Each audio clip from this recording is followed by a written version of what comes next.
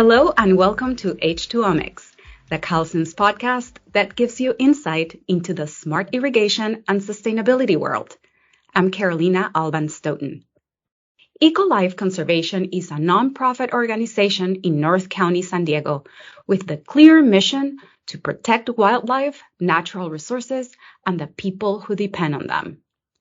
Known for building fuel-efficient stoves across the globe, to running sustainable farms here in the United States, ECOLIFE believes in approaching conservation in a holistic way by providing simple solutions to the leading causes of wildlife extinction and human deaths while involving the community in these efforts.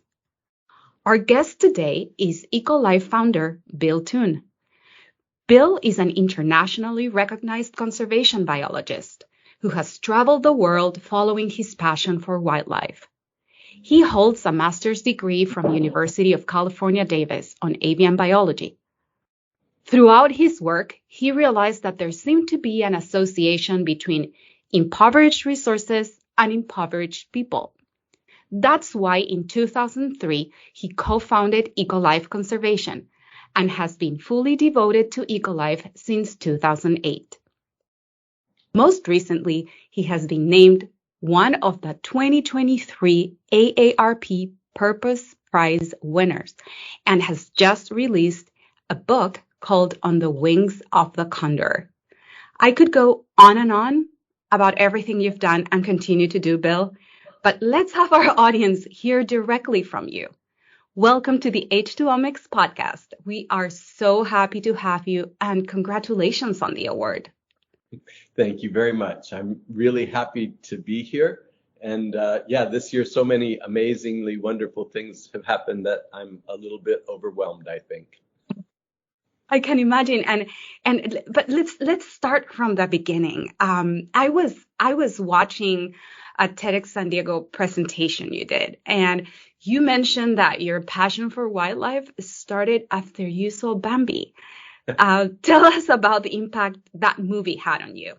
Well, it didn't actually start with Bambi, but Bambi became a really great metaphor for the kind of work we're doing. And I think sometimes the message in Bambi is missed by so many people.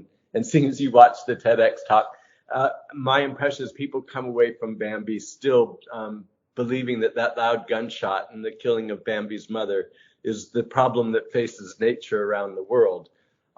Today, more and more, as we see, especially in California in the West, with huge fires, storms and floods in the East and elsewhere, it's really these bigger factors that are impacting us.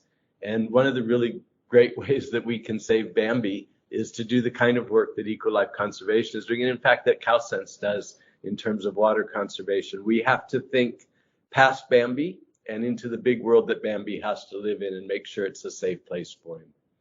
I agree 100%. If your passion for wildlife did not really start with Bambi, when did it start? Well, my mom and dad moved to San Diego County in 1955, and I was born in a very rural community of Poway. And when my parents built their home there, they put in the street that they put the house on, so we were the only ones there. Huh. And bottom line was, at least when I was young, I had the excuse that there was no one around, and that's why I didn't have any friends. Now that excuse doesn't work as well.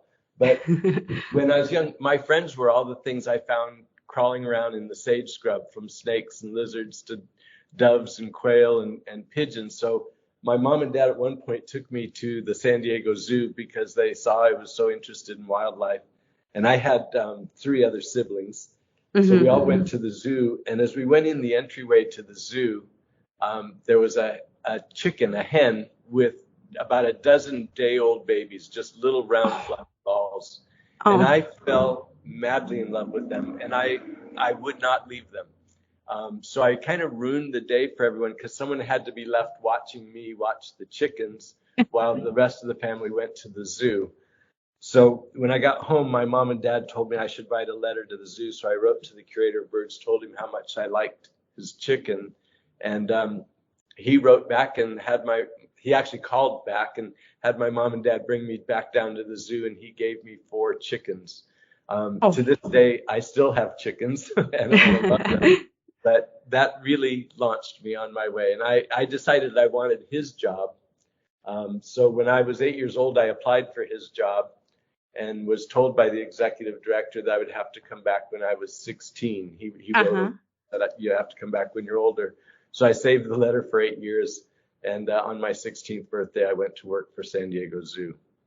That is amazing. You know, everything is making so much more sense to me because you have a master's degree from University of California, Davis, where you focused on reproductive behavior of the California condor, which, by the way, quick disclaimer, I'm originally from Lima, Peru, and the condor is a very special animal for our country and our culture. So I'm very interested to hear about this. But tell us about your interest for this incredible animal and definitely about your experience at the Zoological Society of San Diego. Yeah. Well, it was funny because I did not go to Davis with the intention of working on the California condor. In fact, I'm not sure I was really aware of the condor or its plight at that time. But as I told you, I started working at the zoo when I was 16. And what they were doing then, this was in the very early 1970s, and they were just opening their North County campus, what we now know as the Safari Park. It used to be the San Diego Wild Animal Park. And when they opened that, that's where they put me to work. And they moved 2 birds out there from the zoo's collection that had been in the zoo's collection for 20 years, but had never bred. And I think they put Charlie and Susie out at the Wild Animal Park, really more hoping that the coyotes would eat them because they weren't doing anything. But when Charlie and Susie got to the park, they started making babies right away. And as a 16-year-old, I was fascinated because I thought if I'd been locked up with somebody for 20 years, something would have happened. And I didn't understand the transition that took place. So that really piqued my curiosity. And so when I left to go to Davis, I went there to study causes of reproductive failure in birds. And at the time, the only person working specifically in that area was a man studying the California condor. And so I went to work in his lab and fell in love with the condor. One of my first jobs was to go to the field and get a fecal sample from a condor. There are 2 species of condors in the New World. Well, there's only 2 species in the whole world, but one of them in South America and one in North. So your condor from Peru is actually a bigger bird than ours. It's got about an 11-foot wingspan. A male can get up to about 33 pounds. And they're what we call sexually dimorphic, where the males and females look different. California condor is very closely related, but it's a little bit smaller with about a 9-foot wingspan. A big bird will weigh in at 22 or 23 pounds, and the boys and the girls look exactly alike. So I was going to the field to get fecal samples so that we could look at hormone metabolites and determine the gender of the birds we were looking at. I spent weeks and weeks looking for a California condor to collect samples from, and it was my first lesson in endangerment to realize that such a big bird in such a relatively small habitat, 5 counties in California, could be so hard to find. And I decided towards the end of my summertime, having not seen a condor, to climb to the highest ridge in the range where I could look in 360 degrees, determine that I would at least see a bird. And I got near the top of this mountain. It was very steep. It was very hot. There was a lot of loose gravel, and I was on my hands and knees trying to climb the last steep part, when all of a sudden I got goosebumps. I was chilled by being in a shadow. I looked up, and the shadow came from a condor that had come across the ridge from the other side. And we were probably only 20 or 30 feet apart. And we looked at each other. We made eye contact at the same moment. And he watched me for a moment. And then without doing anything, he just started to drift up. And he drifted up till he disappeared from sight. And you mentioned that the condor is so important in Peru, and that's very true. And it is here as well to our Native Americans. Their name for the condor was Hoho, and they believed that it was on the wings of the condors that their spirits would go to the spirit world. For a fact that condors could go there because they, like I had just watched a condor until it went so high. that it disappeared into the spirit world. So I fell in love. Yeah, that is certainly an amazing story. And it is so important to understand those tie-ins between the animals and cultures as well. And you have done a lot of that because you actually have traveled extensively around the world. And so how did these experiences help shape a different way in which you approach conservation and caring for wildlife? First of all, any kind of travel, I think, changes anybody's perspective. Travel I believe, is a very healthy thing for someone to do. The United States is very different from the rest of the world. It's one of the commonalities, though, that the United States holds with many other countries is that we do our conservation in a very confrontational and litigious way. We tell people they can't go somewhere, they can't build something, or can't do something. We sue people and we make laws and we restrict access repeatedly. And by doing that in the United States, especially with our Native Americans, we have created environmental refugees. In Mexico, in creating reserves for the monarch butterfly, we created human environmental refugees. In Uganda for mountain gorillas, it gets repeated around the world. And today what we are seeing with climate change is that through poor conservation, we are turning people all over the world into environmental refugees as they flee floods, storms, and fires. Something really needed to be done differently. And I found the healthiest and happiest people were those that were living in harmony with their environment. And that might sound very challenging or very difficult for people who drive around in automobiles and live in skyscrapers or work in skyscrapers, that sort of thing. And I have to tell you that it's not that hard. We are involved at ECOLIFE in a very simple program. One of our two programs is to simply build safe, fuel-efficient stoves. These stoves reduce wood use by 50%, so they protect trees. They take smoke out of people's homes. Most people don't realize that indoor cooking smoke is the largest killer of people in the world. More than 3 million people dying every year, mostly women and children, from its effects. So it's not only a big environmental impact, but it's a health impact. But as we come back to talking about those of us in skyscrapers, what we have to realize is that there's more than a third of the world's population still cooking over an open fire. If we were to provide those people with more efficient cooking methods, it would be the same thing as removing every single car and truck from the roads in the United States, from the roads in Europe, roads in Australia. The climate impact and the impact to improve all of our quality of lives without destroying a quality of life, and in fact improving quality of life, we could really change our world. So this is a doable thing. It needs to be done quickly. We're wasting a lot of time, but it can work, and it is possible. In the end, we must live in harmony with the environment. The tagline you quoted for ECOLIFE, the people that depend on those resources, if we think about it, we all depend on those resources. The fuel to drive our cars, the wood to build our homes, the water we drink and cook and irrigate with. We are all dependent on a healthy natural world. Yeah, no, definitely. And that's why, in 2003, you co-founded ECOLIFE Conservation. And so tell us about, we know now what was kind of behind making that decision to start a nonprofit, but tell us a little bit more about, say, collecting all these ideas, these lessons into one nonprofit. Like what was behind that?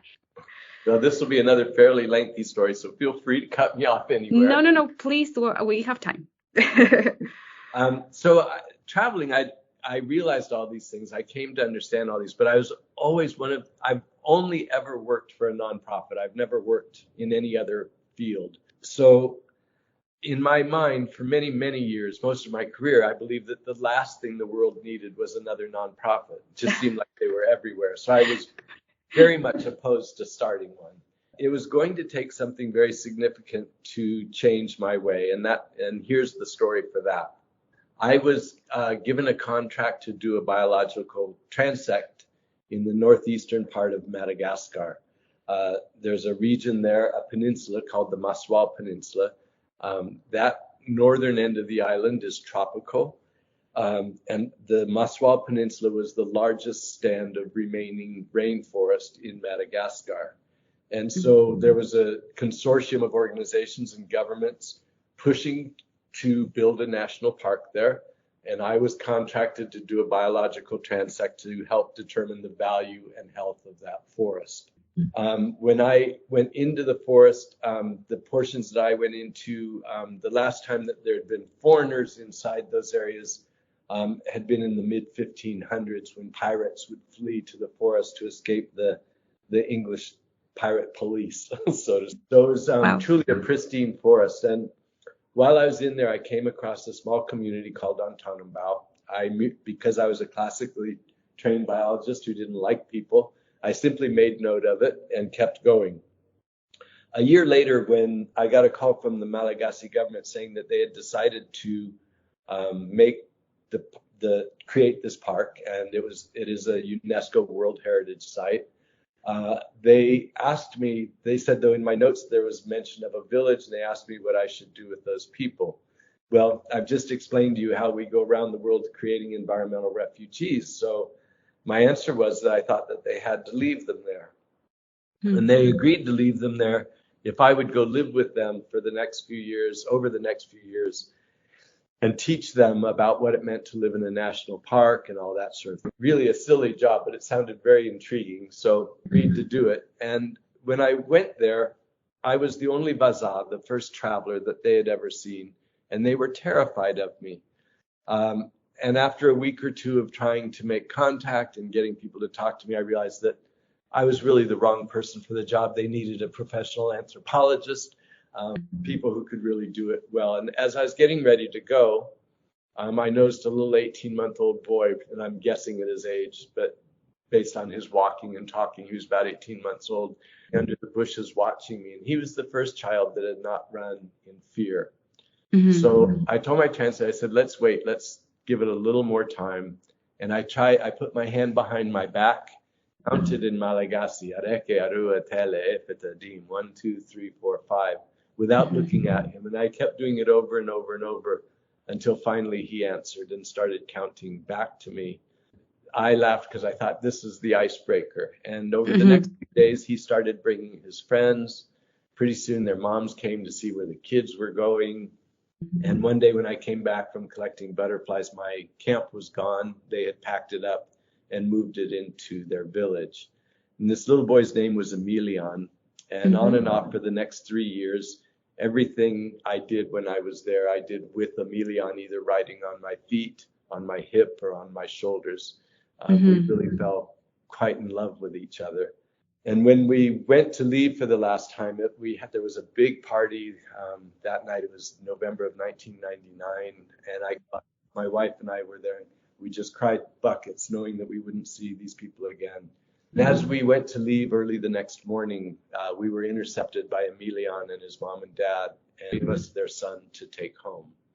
They wanted to have a better life. And there was no way we could take Emilion, and my translator had already left, and all we could really do is hug them and kiss them and leave.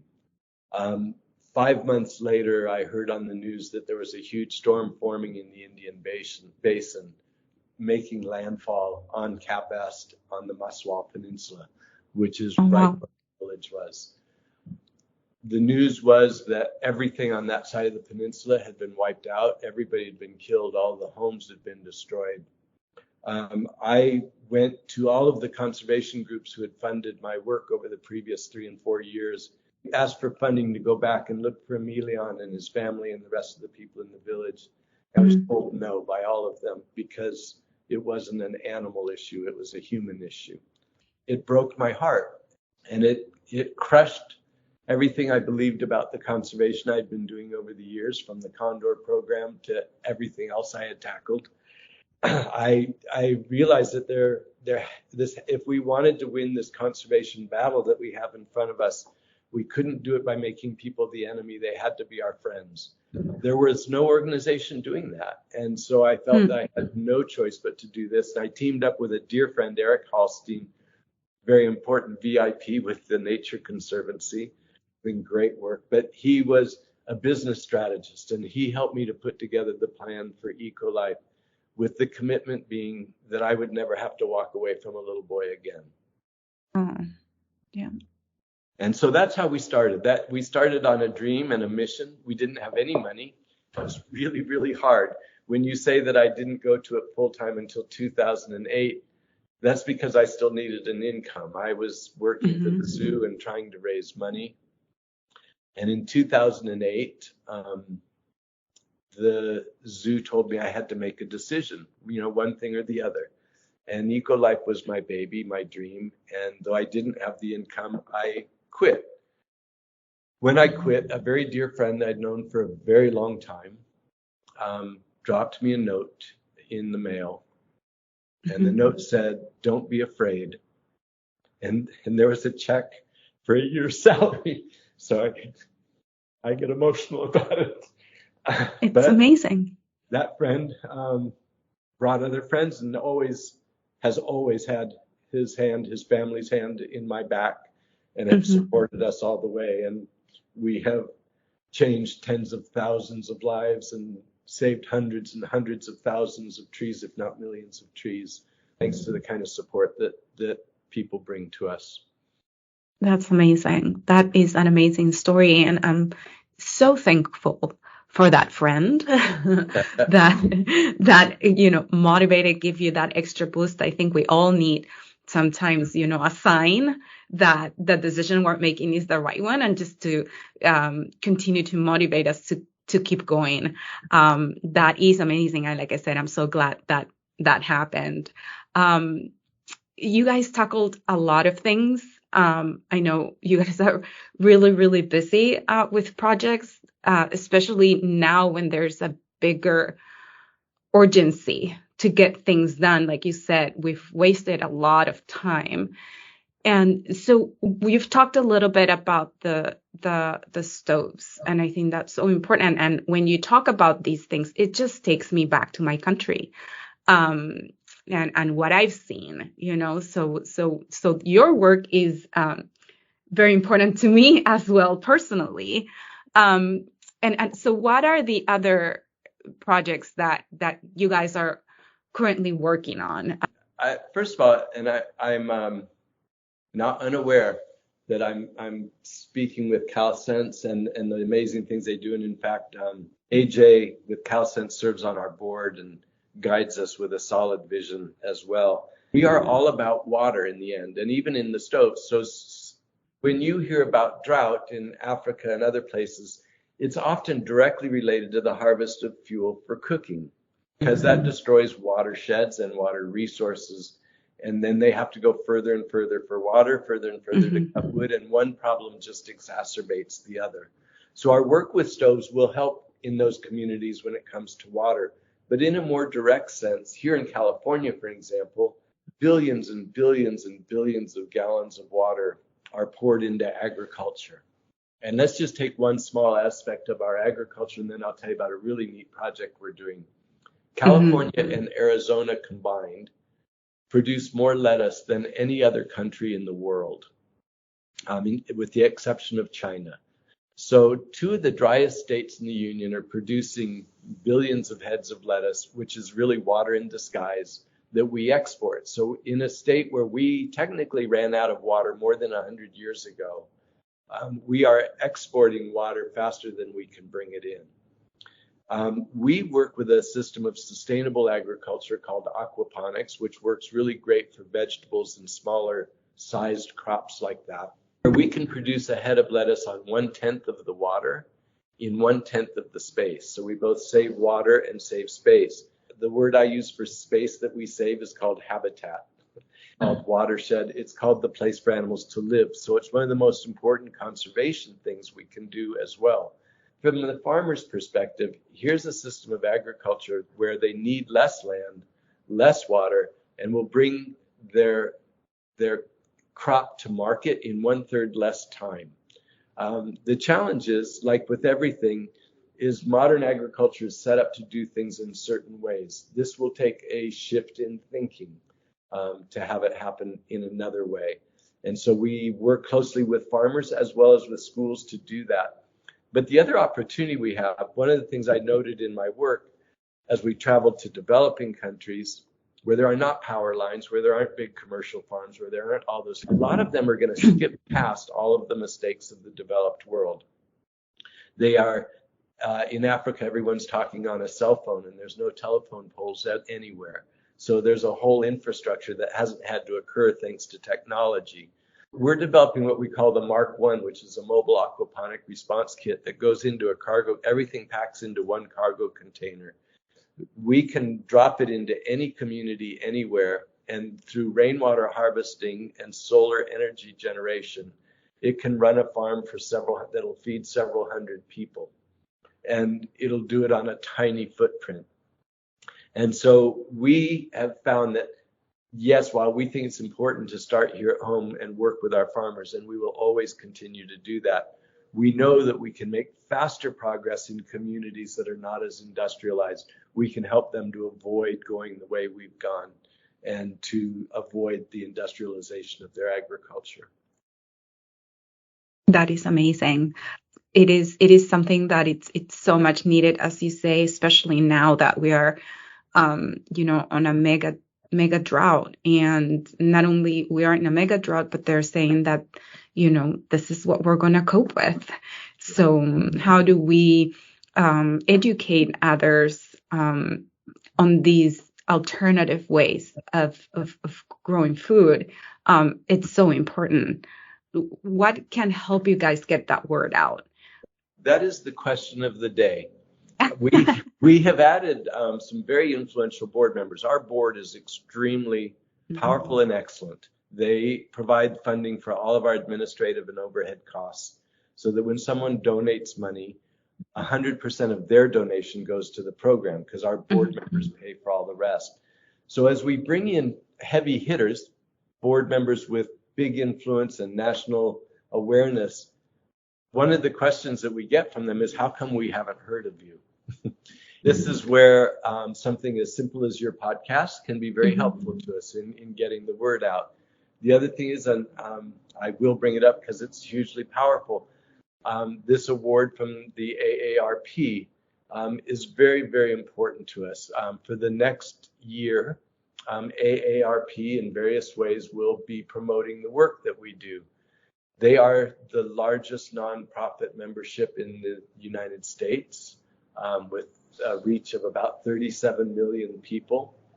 We are busily right now looking for ways to take full advantage of that award. I fly to Washington, D.C. on Monday. The award ceremony will be on Tuesday. We'll come home with a media package from that. We need to capitalize on every opportunity like this to tell our story, so that people will understand what we do, why it's important to them, why our work can help stop forest fires in California, why our work and work like ours can help prevent flooding in the East. ECOLIFE won't be able to do it all, but if we do the work we do well enough, we can become a role model that makes lots of baby ECOLIFEs out there. That is fantastic. And this is the perfect segue to what I wanted to discuss next, which was the award. And, congratulations again. That is amazing.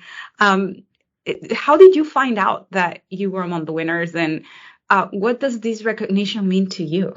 It was funny because the screening process for the award goes through several layers. So I certainly knew I was being considered for it because I'd been called and interviewed and by several people, and oftentimes several people at one time. So I knew the process was going on. When they called me at home in the morning to tell me I'd won, I guess I just so did not expect it that I didn't understand what she was saying to me. So I kept asking her, but wait, what about this one? Repeat that. And then finally she just said, no, you don't understand. You won. It's over. You won. I couldn't believe it. It's a huge honor. I make light of it, saying I'm finally getting awards for getting old. But it obviously is more than that. We're all getting older as we go. Yeah. And so the recognition is very nice. I have to tell you, to do what we've done, in a way, I am challenging many conservation organizations at their core mission. I'm saying that many of them are doing the wrong thing. Many very big organizations. That is no way to win a popularity contest. So I haven't gotten a lot of awards from the conservation community, and I'm not worried about it, and I don't expect to. But to be recognized by AARP at the level that they have recognized us does give credibility to the work. And it's through that. I'm not asking these other organizations to go away. I'm asking them to take a good, close look at what they're doing and ask if what they're doing is the right thing. There are organizations, and I will not name them, but you see their ads all the time. They're raising money to stop elephant poaching. I absolutely agree. Poaching of elephants and rhinos is horrific. What they're not telling anyone, though, is that it's not poaching of elephants that is driving elephants to extinction. It's the destruction of their habitat by fuelwood harvesting and expanding rural agriculture. There's no place left in Africa for elephants. They scream about the poaching, and at the same time, the countries that they live in are culling elephants because there's too many. So the problem is not poaching. It is the very things that ECOLIFE's addressing. But what these organizations have found is that it's more profitable to raise money to stop poaching than it is to improve farming techniques. And so we fight that battle of trying to be as charismatic as the next guy. We're going to depend on our charisma coming from solid projects with measurable outputs. We've been certified by the gold standard out of Switzerland for our stove work. We will continue to search those high-level certifications for measurable impacts on our communities and hope that makes the difference. That's awesome. Yeah. I really want to talk about your book, On the Wings of the Condor. I love the title.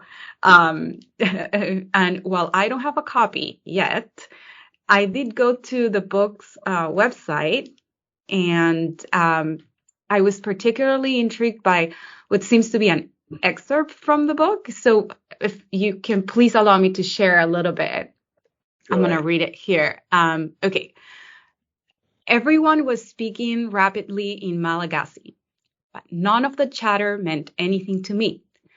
Desperate to understand what was happening, I kept asking my translator, Tiana, to tell me what they were saying.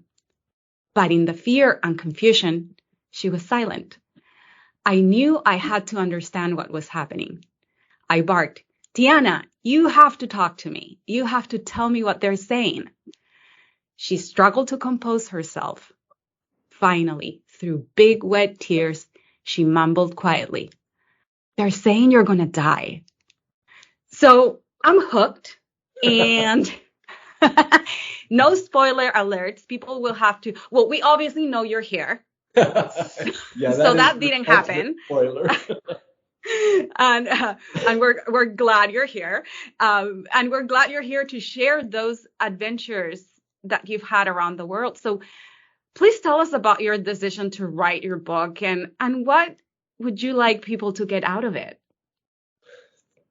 Thank you. Yeah, there were several factors that led me to writing the book, and it's very hard for me to prioritize them. One of those factors is just a very simple human factor, and that is I have two children whom I love very, very much, David and Emily, and I was away for most of their growing up. The book is kind of my way of telling them where I was. So that was one motivation. The other thing is I want to be very, very clear about, I have had a gifted life. I am a white man born in the United States to educated parents who wanted the best for me. And I was given every single opportunity in the world.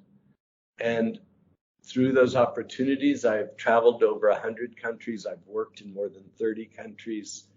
I've seen amazing things. I've heard amazing things. I've learned amazing things. but they are all the product of my privilege.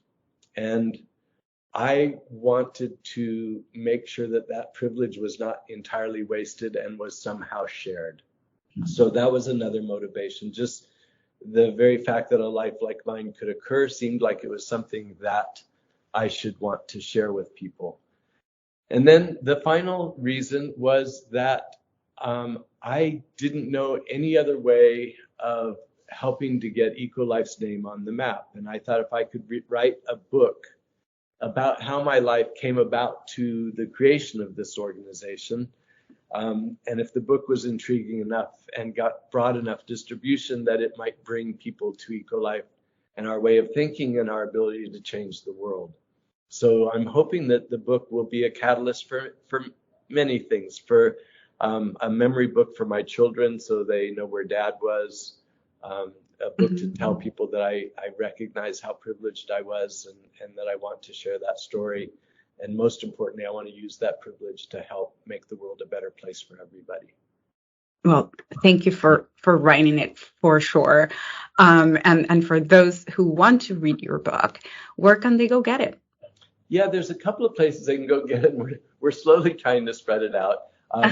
They can get it on Amazon.com. While I know there's a lot of resistance to Amazon by some people, it is a very effective way for us to get the book distributed, and that's my mission, is to distribute it at this point. What I will tell you about it is that if you do buy it on Amazon.com, I encourage you to realize that there's another Amazon out there called smile.amazon.com. And it's the exact same website, except that on Smile, you can register a nonprofit to receive a percentage of all the purchases that you make through Amazon. It doesn't cost you any more, but it benefits a nonprofit. And if you check their nonprofit list, ECOLIFE Conservation is on it. And if you select ECOLIFE, every time you buy anything through Amazon, you will be supporting our organization. But you can find the book there. I'm very proud of the fact that so far it's got 38 5-star reviews. So I'm happy about that. You can also buy it, though, by going directly through ECOLIFE Conservation. It's a little bit harder to find on our website, but ECOLIFE Conservation does have a small marketplace and carries the book here. And of course, all the proceeds from the book, if they're sold through ECOLIFE, stay with ECOLIFE. Wonderful. Well, Bill, we are running out of time a little bit. I could talk with you forever, I feel like, but it's been a true honor to have you on our podcast, especially because we know how busy you are. You have a lot of places to be, especially to receive that award. And once again, congratulations on that very well-deserved AARP award, and best of luck with all that ECOLIFE Conservation has in store to help us all save our beautiful planet. Well, thank you for giving me the chance to tell the story. That was Bill Toone, founder of ECOLIFE Conservation, a nonprofit in Escondido, California. Thanks for listening to today's episode. If you'd like to listen to other episodes, visit calsense.com/podcast or search for H2OMICS on your favorite podcast platform. Until next time, I'm Carolina Alban Stoughton.